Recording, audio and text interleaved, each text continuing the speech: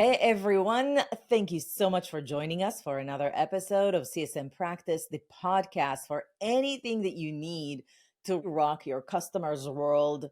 And today we're going to dive in around a topic that's very, very hot in 2024, artificial intelligence, and how can we weave the usage of artificial intelligence through every phase in the customer journey. Some companies are already way ahead of the curve, and I have a special guest today that can actually speak to the effect of the impact of that.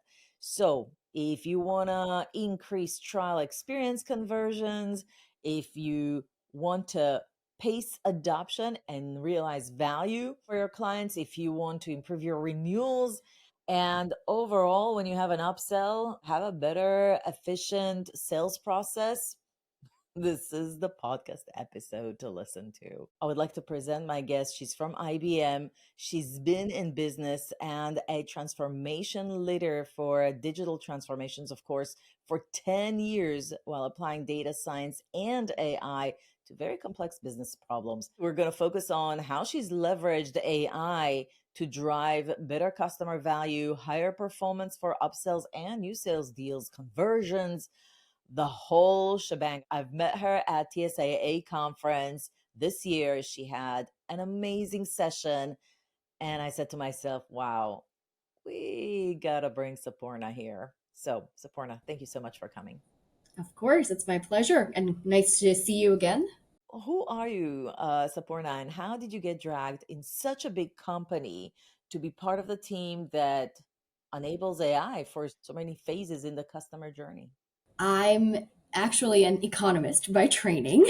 Did that for undergrad, worked in financial services for a few years, and wanted to work at the intersection of strategy, technology, and analytics because that was kind of the where things were headed in the industry at that time. Went back to business school for my MBA. I've been at IBM for about the last 7 years or so, and I work in a department called the Chief Analytics Office. And our mission is business transformation, digital transformation. How do we use our data and analytics to transform our business? And obviously, AI and generative AI is a big piece of a lot of our projects, a lot of our missions. And specifically within the Chief Analytics Office, my mission is centered around our technology analytics and transformation. So within that, think about all our sales and our sales execution piece, a lot of work with our software teams, our product teams, product managers, product development teams, as well as the post-sales piece here. So anything and everything related to customer success. A lot of the projects that I've been involved in, the transformation, the insights, or performance improvements that I've been focused on is to how do we equip the personas in the sales, product, or CS space with AI-driven insights to improve our outcomes, improve productivity, and business value for our company. In the AI initiatives, I hear that there were 2 or 3 outcomes that you were trying to get. One is productivity for the team, efficacy. If we're doing something, can we do it better? And then is experience for the customer also a consideration? Do you measure for that? Certainly, yes. Experience for the customer and also experience for some of our internal users as well. It kind of goes hand in hand with the efficacy piece. I think we would love to live in a culture where everyone is data obsessed or analytics obsessed. To kind of how do we get there, figuring out the experiential pieces of that as well. Absolutely. Well, you talked about different applications for AI within IBM, huge business. I want to focus on the post sales and specifically touch on a project you did with renewal analytics and how it helped highlight and improve churn prediction. Can we dive into that? Once you have a client and they're using your product, how are you measuring usage and what is the likelihood to renew? So renewal likelihood models to analyze your customers' behavior, their usage to predict renewal likelihood. I think that's where we're seeing a huge uptick in if we provide these types of analytics to our renewal reps, to our CSMs, they can understand where the customer is in the journey and what are the levers that they can pull to secure the renewal. With generative AI, we're also working on projects where we're using large language models to provide reasoning for the renewal probabilities so that the CSM, for example, has a lot more context when they reach out to the customer. And we're also giving them suggestions on what kind of call to action or what kind of message to go with, how to be prepared for those conversations, which I think is important part of any renewal likelihood or analytics models, because when you have a model that says there's 37% chance of renewal versus 54, what are you expecting your users to do with that information? So the Gen AI piece around putting that context, putting recommendations, calls to action in the context of what the data is telling you, I think is where we're doubling down on, and we're seeing great results for securing those renewals as they're due.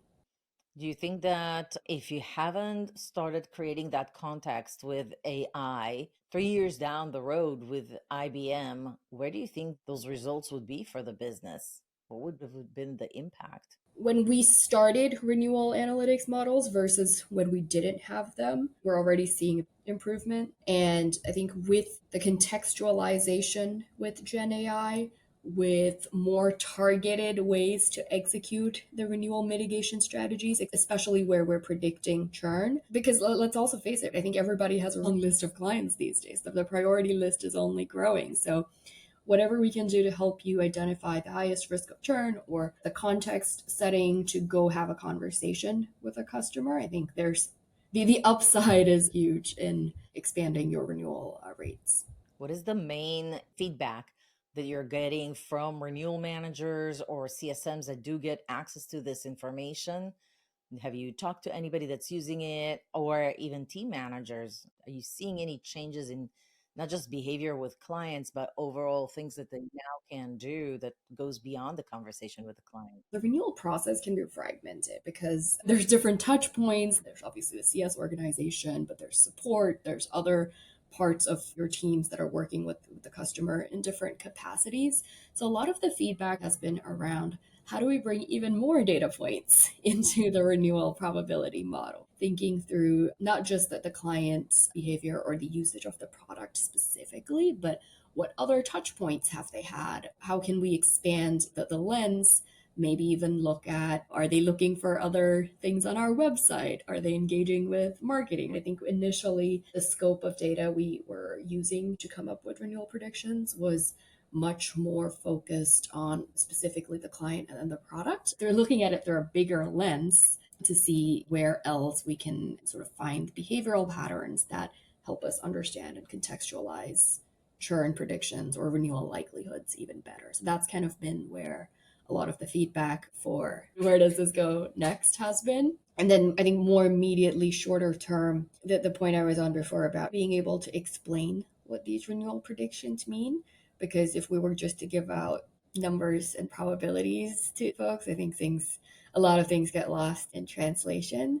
So that greater context and recommended actions piece, I think that also came out of feedback from our users. Yeah, so very positive feedback on having contextualized analytics around the probability percentage is always great. And also, anytime that tactical team is asking a data analyst for more data, that's always a good thing. It means that you're in the right direction. So very good leading indicator. And obviously the data speaks for itself. There's an uptick in revenues and renewals and upsells, I suppose, less churn. So good job on that. Maybe we'll go into the how a little bit. How does a big company like IBM starts an artificial intelligence generative AI project? And how long have you started this? We've had a chief analytics office for many years now. So I think we're lucky in the sense that the formal role and the team and things have already been in place. And it also connects with the company's mission to be a leader in hybrid cloud and AI in the industry. And we are also focused on using our own products, being that client zero exemplar, so that we have the right expertise and the experiences to really bring that to light for our clients. We've been on that journey for a few years now. For those listening in, if you're an earlier stage of the journey, I think there's obviously something to be said about data and architecture strategy. What is the right data pieces or data sources that you need to be thinking about? How does that all line up for you to be able to apply AI? I think infrastructure is another big one. Like, how are you thinking about setting up the right frameworks and the right structural pieces so that when you do have the data that you're intending to collect, you are ready to move fast and start putting AI into action? How long ago and what did the company start with? Like, maybe let's showcase. I know you have a slide for this. Like, what phases have you actually implemented generative AI? When did you start? What was the first department you started with? I think about our software sales lifecycle as broken into four main stages. So the first piece is how we engage with our customers. The next piece is around the trial phase, how our customers try out our products.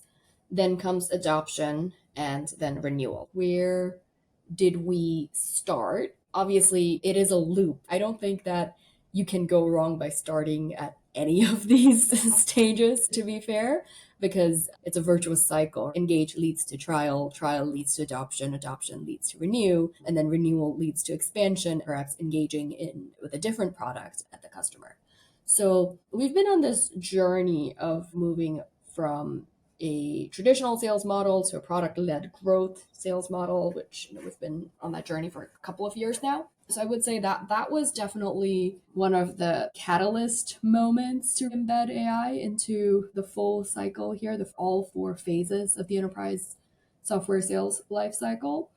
And the tendency is always you want to start at the logical start of your client experience, which is more on the engage and in trial side. So I think we followed that model, but obviously working on embedding AI in all four stages at the same time. Maybe you can share what kind of early wins, if you don't mind, have you started seeing in each one of the phases, and how did you incorporate, or what was the purpose or the initial use case for each phase?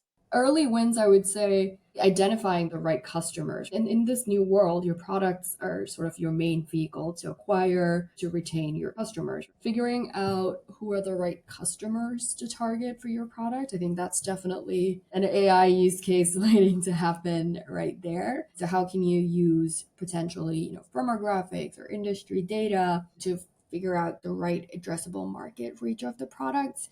And then within that, thinking through what is the likelihood of buying your product? What is the presence of your competitors? Where are their gaps? And figuring out the right sales tactics with AI. So that's definitely something we've put into practice.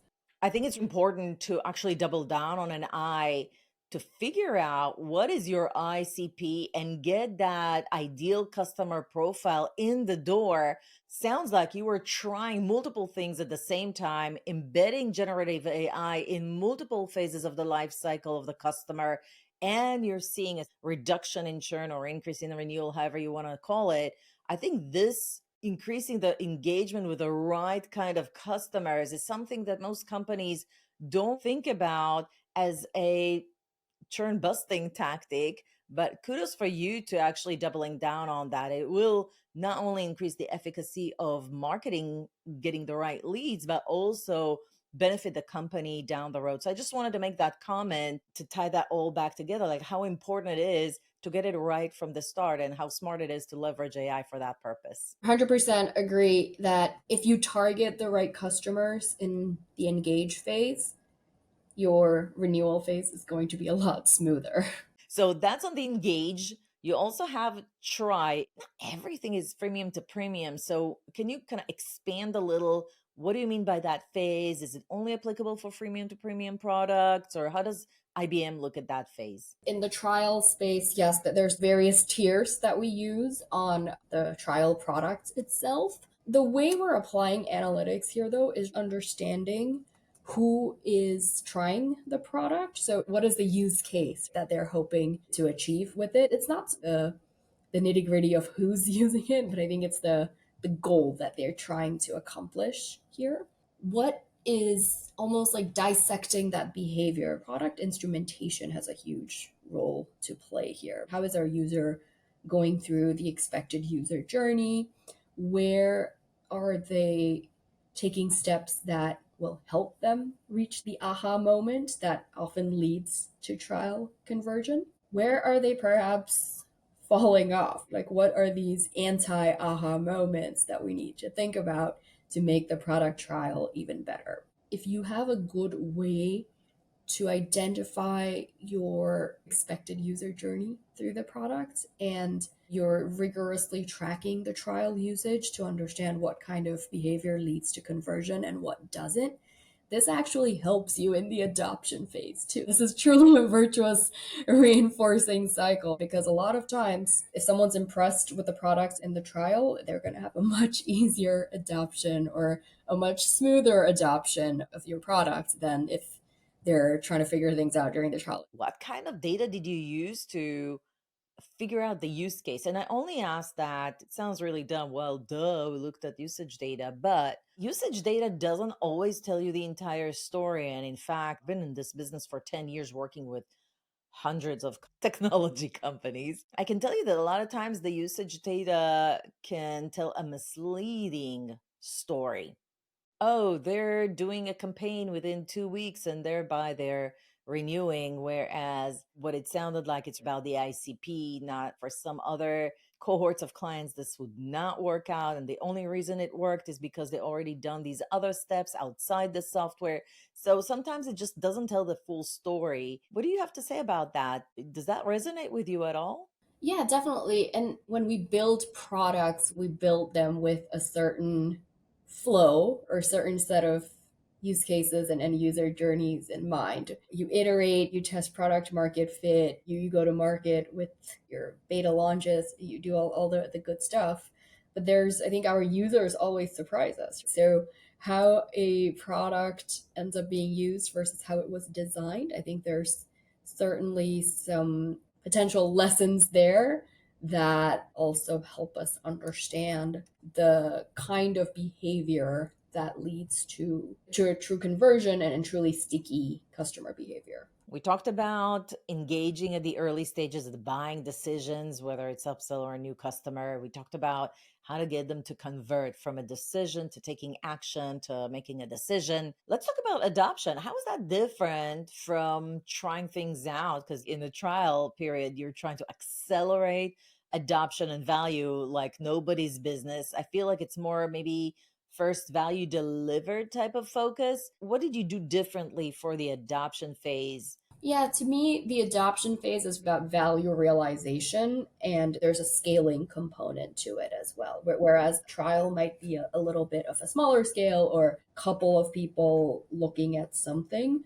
versus adoption has that, here's how we're going to realize value at scale. What is the customer trying to achieve with this product? And have they achieved it? Can we truly check off and say, this use case was fully deployed to X, Y, and Z. Here's the value they are getting, or here's the benefit they're getting. There is that nuance from going from a trial version to a fully paid version. Yes, that's a big step, but also how are you realizing value from what you've bought? It's this meeting your needs. Is there a commitment to keep using this? It's very clear to me who you share the results of the generative AI for engaged marketing and sales. Duh. Try obviously sales and product, maybe even, right? To just help. Adopt. Who do you share the generative AI results for Adopt? Our CSMs have been benefiting a lot because they have a better view of the user journey, usage, and adoption so that they can nurture more effectively. The second user group that benefits is product managers, because that helps them understand what is working in the product in terms of their expectation or desired behavior, and then reinforces a culture of experimentation to make the product even better. If you as a product manager are seeing that, hey, it takes my customer 7 steps to meet what their use case is requiring, can I cut that down to 5 or 3? So thinking through that adoption behavior, what does it take to realize value, also tremendously helps the product community. I'm happy that you say product because we always want to close the loop with product. It always seems like They just do the shiny object and then they never know if anybody's picking up what they're putting down. So it's awesome for them to close the loop and also gives them a great feedback so that the roadmap becomes more and more efficient over time. However, I feel like the way you share the results of generative AI for this particular phase, the adoption phase, should be sort of like a high level brushstrokes for a product, whereas for the CSM, it should be specific, let's call it horizontal strokes per account or per specific cohort or segment. So, did you use different tools or different vehicles to share the results of the AI model?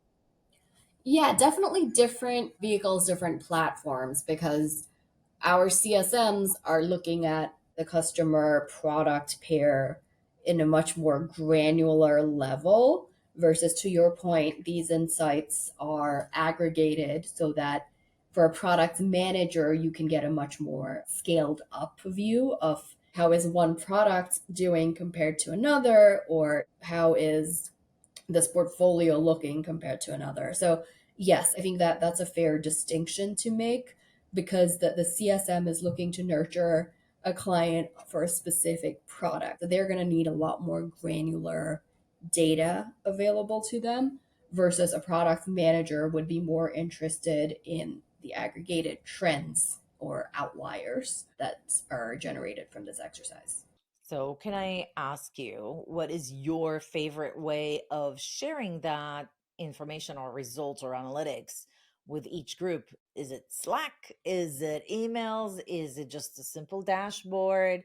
Do you integrate it into another system that they are using daily? What have you seen being most effective? Yeah, we've been on a big push to really get all these insights on our centralized dashboard platform. So it's consumable by everybody and easier than sending out various cuts of information to people, or more manual ways of distribution. So yes, I think having it in a centralized dashboarding platform is important. And I think that's the way we've move forward with it. Your point on Slack is very interesting, because we are doing some experimentation there as well, specifically around what kind of alerting or nudges that we can provide to the right persona at the right time to improve or accelerate business outcome. And I think we're figuring that piece out, because what that alerting looks like for a seller versus a product manager versus a CSM, not the same. Your seller CSMs are going to need a lot more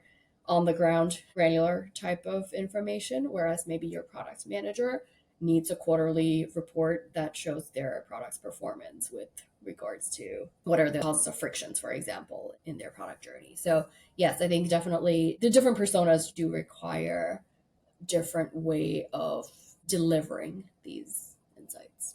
I feel like for product, whenever they do their quarterly or monthly, let's take a look at what works so that we can make decisions on what's next, because we need to decide the roadmap for this month, for this quarter. Dashboards makes a ton of sense. For those who manage the customer success team, dashboard makes a lot of sense because they're only going to do it every month or every quarter or every 6 months or once a year. Let's take a look back at everything, analyze, and make big strategic decisions and prioritize. I feel even for the CSM, sometimes they just want to take a look at their cohort, their book of business, especially if they're a portfolio success manager that own a big book of business and they need to plan for the next quarter. Okay, what are the webinars that I'm going to do with my clients? That makes sense too. However, I think if you're an account manager or CSM, you're so busy, sometimes you're out of breath from a bandwidth standpoint.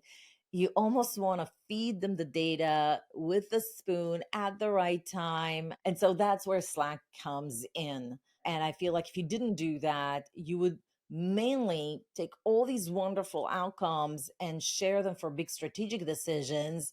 And you can even amplify the tactical use case even more and get the churn go down even further if you double down on almost like tactical alerts for those that are in the trenches day in, day out with the customers. Absolutely. Like communications in your face versus, okay, we're planning this for the next quarter. That's a different conversation or a different setting to feed insights into. Definitely. Listen, I mean, some of those CSMs own not one, not two, not three, but actually 20, 30, 100. Some of them have 200 customers in their Hundreds is where we're trending right now. Yeah, pooled model don't even own anything.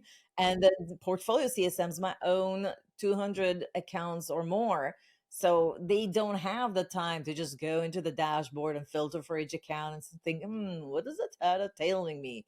They need this in their inbox so they could be more proactive, more nimble, and more in time and giving the customer the right experience at the right moment. With alerting too, what we're learning is like, it has to be the highest quality of content. It has to be actionable, because you would hate to hop off on someone's Slack and be like, this is 20% renewal likelihood, things are on fire, lots of severe support tickets, etc. But what do you want me to do? So the point I made earlier on providing that context using Gen AI for that summary view as well as a recommended action, I think that's also been important in that alerting. So true. I think we gotten used to just having an alert that something is happening. Oh, there's too many support tickets, or there's lack of adoption, or less consumption in the last 2 months. And there's no real playbook, or if there is a playbook, it's too rigid and you don't know what's the impact. And so I think that the danger was just providing a percentage. Oh, the health score is 67. What does that mean? Why is it 67?